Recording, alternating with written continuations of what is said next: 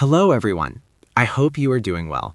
I am Milad Kambari and welcome to the introduction of another plugin from the Substance Painter Tools and Plugins collection. In this video, I want to introduce a tool I've developed specifically for Substance Painter, a tool that can perform batch rendering for us. But how exactly does this batch render work? Well, we can define the render process to be based on the specific materials we provide. What does that mean? Imagine you have a large collection of smart materials and you want to create a high-quality rendered gallery of them. You no longer need to manually import these materials one by one into Substance Painter just to build your collection. All you have to do, after placing the plugin file in your plugins folder, is hit the Reload button in the Python menu. You will see the plugin name right there. Then go to the File menu, this new section will appear, click it, and the plugin window will open up. Now, there are two ways to provide materials to the tool. The first method is to give it a folder. For instance, a folder containing all your smart materials. Let me show you an example. Look here. This is a folder where I've placed 3 smart materials. Each one has a specific name. Keep those names in mind. I'll explain shortly why they are so helpful. When we click Select Folder and then click Scan, it automatically lists the materials. Let me re-enter the path. Select Folder, Scan, and there they are. All 3 materials are now listed. Next, the plugin asks where to save the output renders. I'll browse and choose the same folder where the smart materials are located. As for the naming, each render will be saved using the exact name of its corresponding smart material. This makes creating previews incredibly organized and fast. We'll set the format to PNG.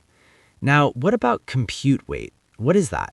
When a material is applied to a model, it needs time to compute, to show up correctly and load all its data layers.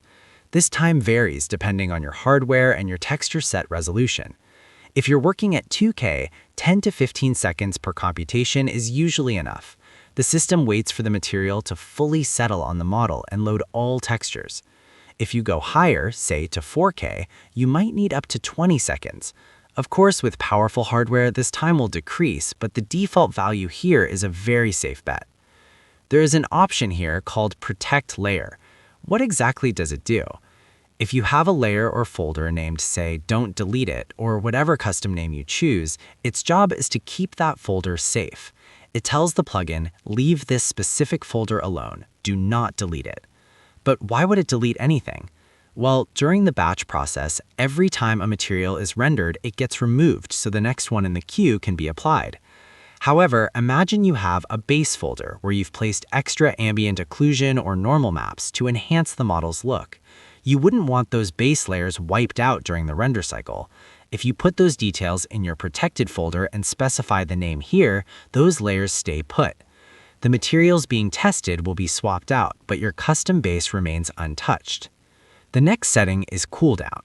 Every time a render finishes, Substance Painter needs a moment to clear its memory and cache. 5 seconds is usually plenty for this. It pauses for 5 seconds, then starts the next render automatically. There is also a parameter to skip existing renders. If enabled and a render with the same name already exists in the destination folder, it simply moves on to the next material. Now, as for the render quality, it respects your current project settings. If you've set your samples to 100, it will render at 100.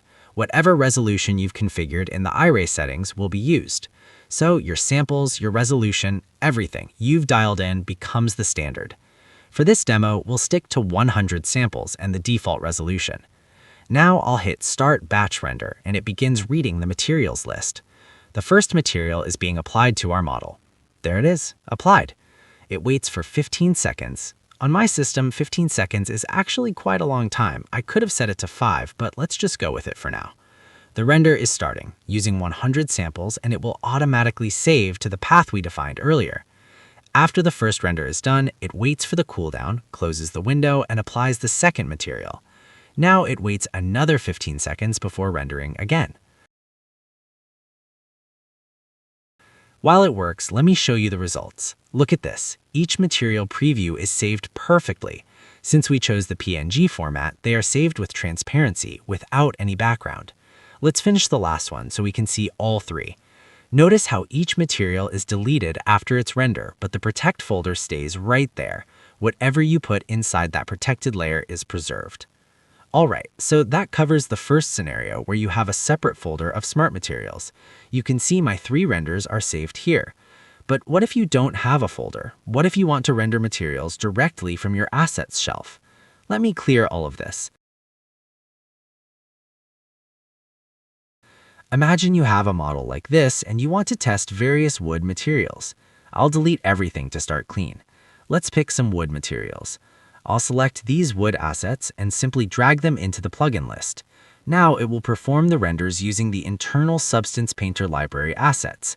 You could also drag your own smart materials from the browser into this list. There are multiple ways to build your material queue.